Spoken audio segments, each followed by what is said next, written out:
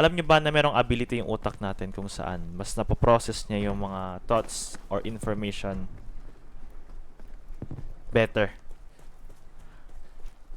Alam nyo ba na merong ability yung utak natin kung saan mas napoprocess niya yung mga information or yung mga thoughts better from the outside rather than the inside?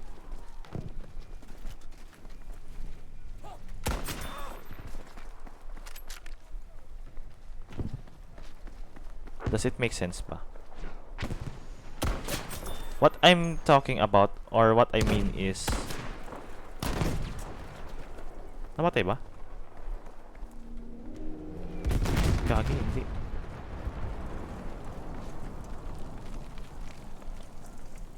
What I mean is... Or rekta na tayo sa example.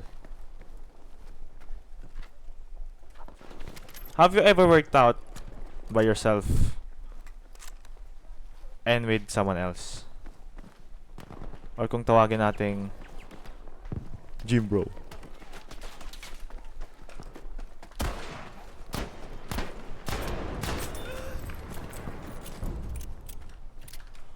Angas na.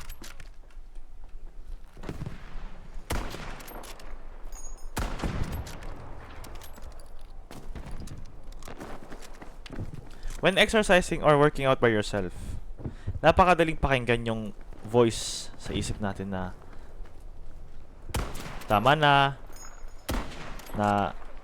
last rep na hindi mo na kaya.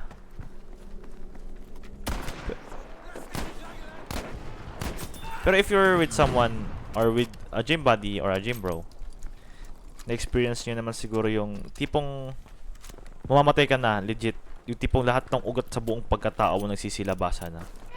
Pero nandiyan yung gym bro mo. Para sabihin, uy! Di kaya yan. Wala yan. Isa pa. Oh, last one. Oh, last set. Oh, last rep. Oh. O pagkatapos ng last rep na yun, isa pa. Isa pa. Ganun. Na-experience nyo na ba yun? Pero ako, oo. Masabi ko na-experience ko yung ganun.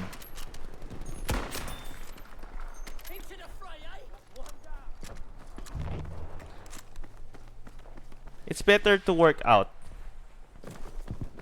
Para sa akin na. It's better to work out with someone than to work out by yourself. Di ko siya sabing I never work out alone. Na I can't work out without someone with me. Pero ang tinutukoy ko na your environment plays a factor into knowing or to discovering that you can do more than your mind can.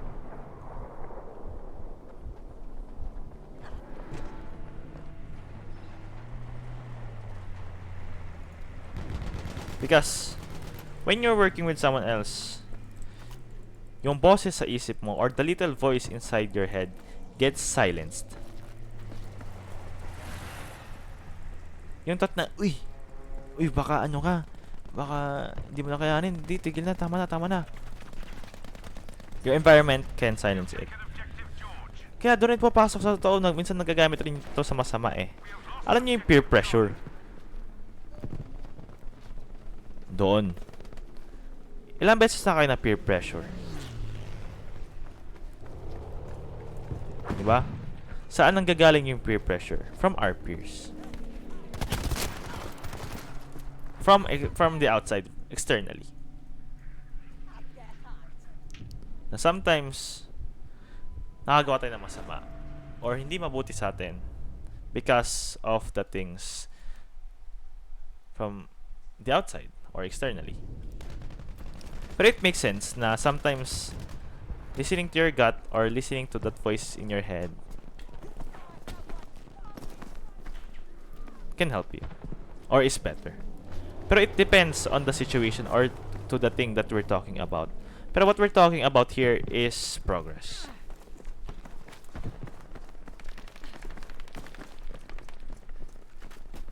Or your mental health. Paano naging mental health yung gym chuchi? Oh,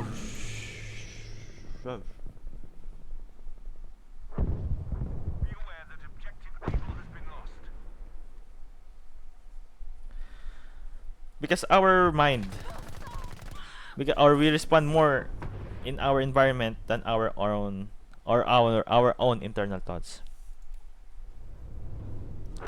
Kaya doon papasok yung gusto kong malaman nyo din na recently ko lang din nalaman na naging reason din kung bakit sinimulan ko tong YouTube channel na to.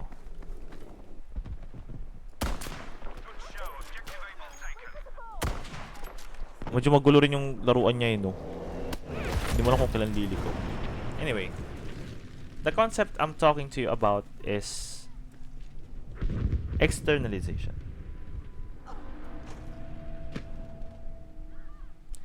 That's, para sa akin, a simple method that we can use to improve our productivity, improve our progress, pero most importantly, improve our mental health. Kasi dapat hindi natin hindi natin binabattle up lahat ng mga thoughts natin. Kasi meron tayong capacity or meron tayong limit kung saan hanggang dun lang yung kaya ng isip natin. Na ang mangyayari pag nagsabay-sabay or nagkagulo-gulo, nagpatong-patong lahat ng thoughts mo, it will start a domino effect wherein everything will go to shit. You start making bad decisions. You start losing morale. Or overall, ma-stroke ka. Figuratively.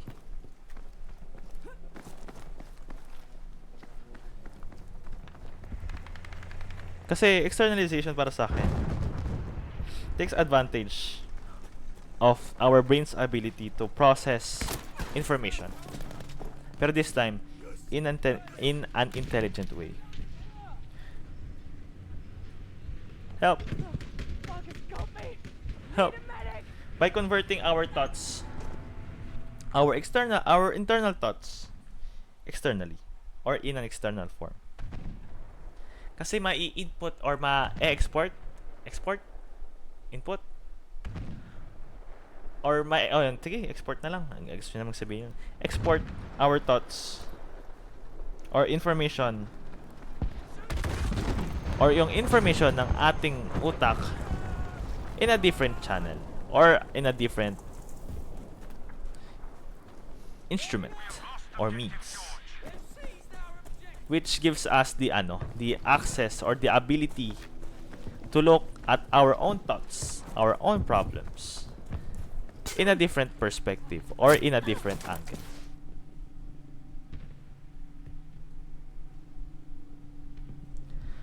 There are two ways for us to externalize. Firstly is writing it down.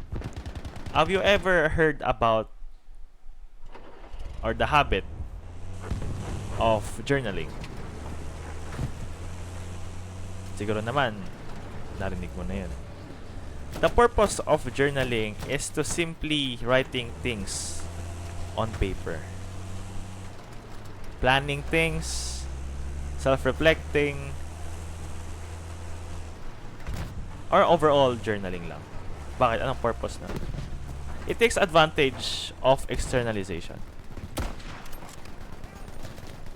Wherein, merong quote Merong quote na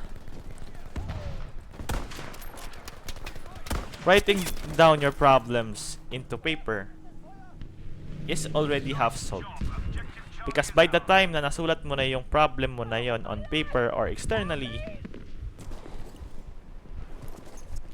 nagkaroon ka na ng insight tungkol dun sa sinusulat mo or tungkol dun sa problemang sinusulat mo sa journal.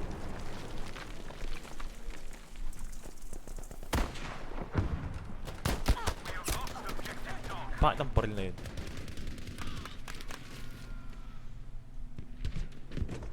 It's already half solved. Kaya madaming nag-journal.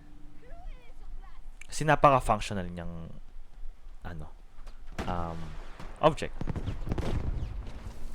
Wala, may problema ka. Shit! Sulat mo agad.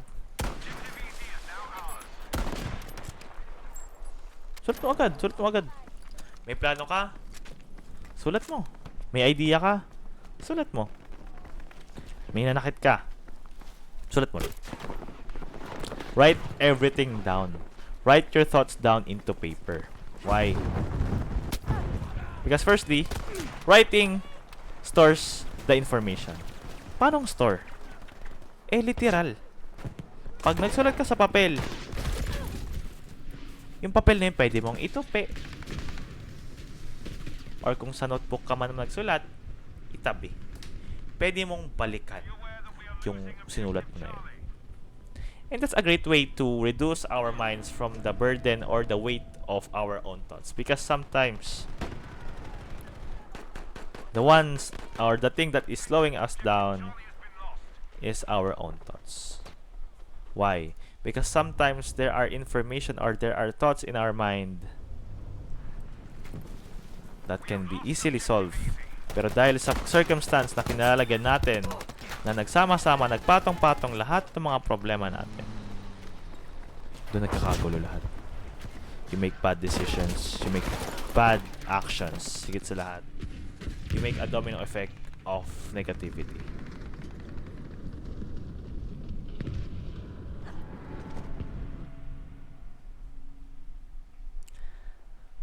Ang purpose nitong channel na to is to not go viral.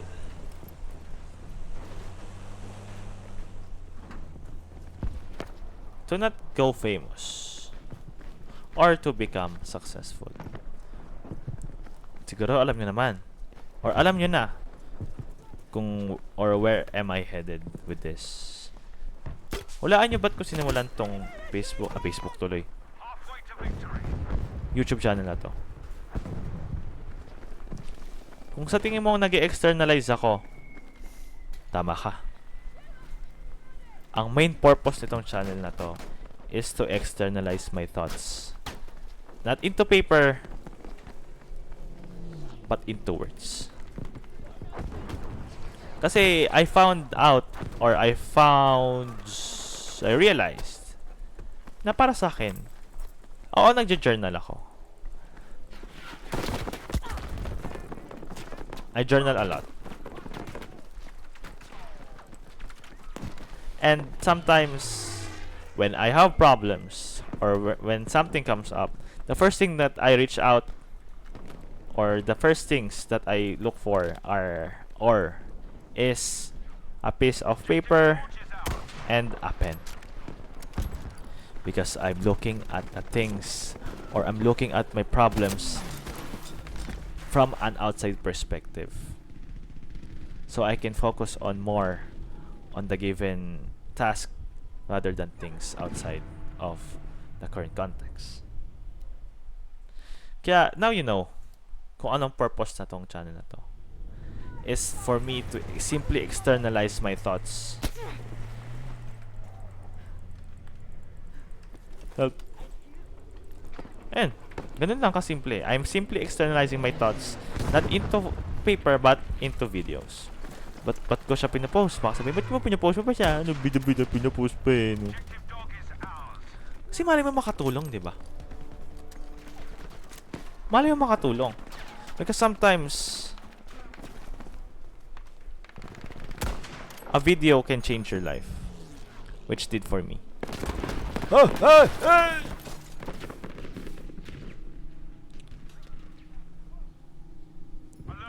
Sabihin natin, hindi lahat ng sinasabi ko is my sense. Hindi lahat ng sinasabi ko is factual. Hindi lahat ng sinasabi ko totoo.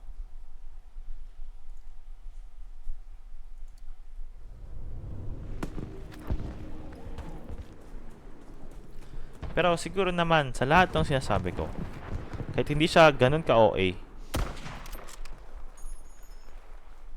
pero siguro naman merong ako nasabi sa'yo ngayon. Pero kung wala, edi wala. Ano mangyayari kung wala? Pero siguro naman, meron kang mga oo nga no. Mga oo nga no moments. Oo nga no. Ano? Yung mga ganun. I'm simply assuming. Pero siguro naman, most likely lang.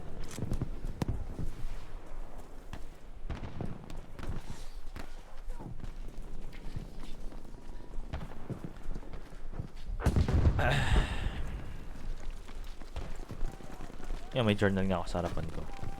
Right now.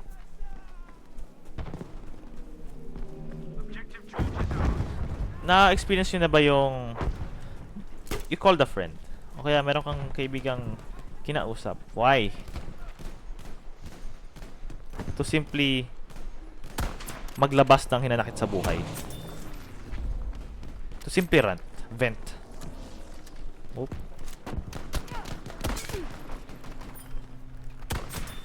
To simply vent.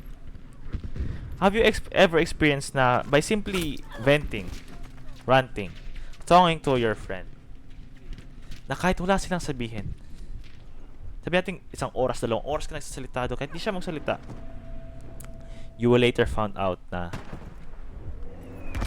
you had more information or you had more insight of your problem or the thing that you are currently talking about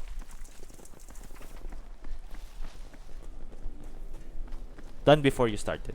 Gets ba? Alam ko mali English ko. Alam ko may mali sa English ko na yun eh. You had more information than before. Dahil sa pandadaldal mo. Sa ek-ekan mo. Sobrang arte mong tao dahil mong hinanakit sa buhay. You had more information now than before. Simply by externalizing it eh. Na-externalize mo eh. Hindi mo kinikim-kim. Kasi pag yung thought mo na yung tumatalbog-talbog lang sa utak mo, it will remain there. Mahihirapan ka.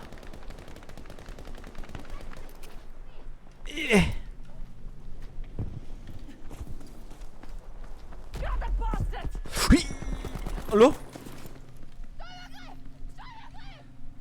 You'll have more information than before.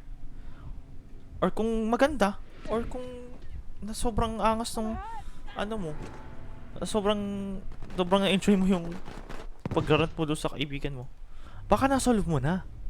Diba? Baka na-solve mo na entirely yung nirant mo.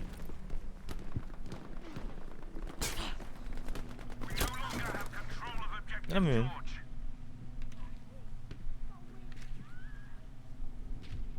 Na-experience ko na yun dati. Meron akong kaibigan, nagkwento ako sa kanya. Tapos, by the end of us talking, kasi alam ko naglalaro siya eh.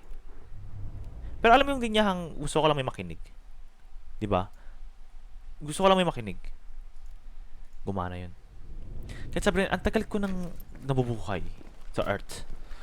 Ngayon ko lang na-realize to. Ginagawa ko na siya dati. Pero I'm not fully aware of that psychological or mental concept. Which is sa akin, naangasan ako. Kaya I made a video about it. Kasi banggit ko, this might help. At the same time, I'm currently externalizing my thought. Para mas madiin sa akin yung thought ko na to. Para mas ma-emphasize ko sa inyo. Mas ma-emphasize ko sa akin mainly. Kung ikaw, from the word or from the concept externalization, hindi ko naman sasabing gayahin mo itong ginagawa ko, nagsasalita sa habang naglalaro.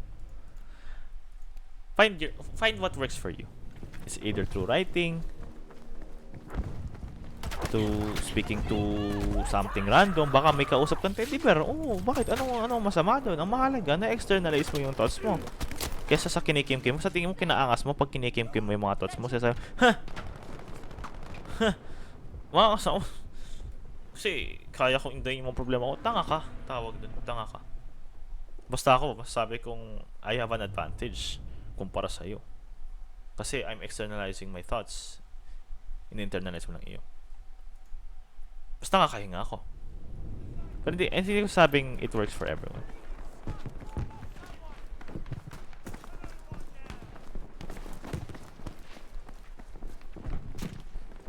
However you choose to externalize your thoughts,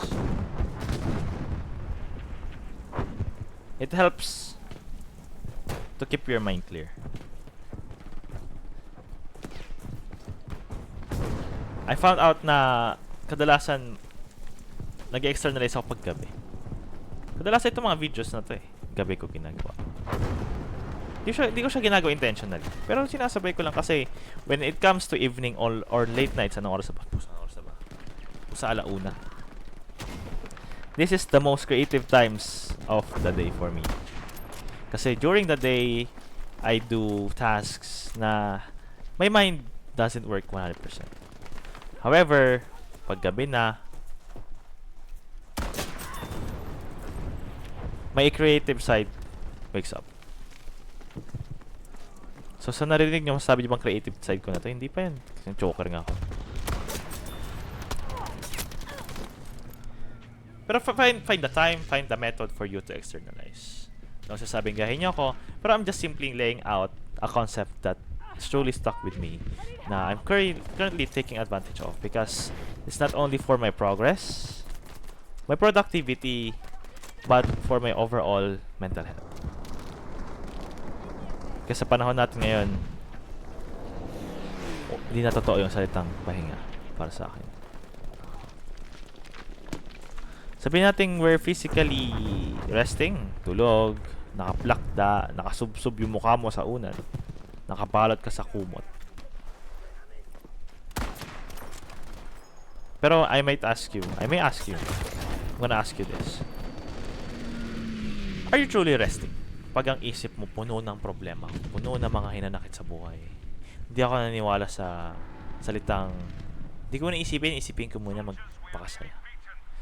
I'm the type of person who doesn't keep things under the rug. I don't sweep things under the rug.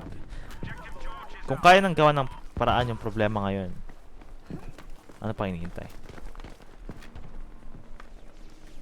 Though, may pros and cons siya. Pero it depends on you na. So, ganun lang. Gusto ko lang sana malaman nyo lang din yung nalaman ko na baka makatulong sa inyo. Because if you externalize more in your daily life or in general, if you externalize more, the clearer your thoughts or the clearer your mind becomes. And the clearer your mind becomes, the faster you'll make progress towards your goals. Namatay ating tropa. Ayun lang. Sana nakatulong ako.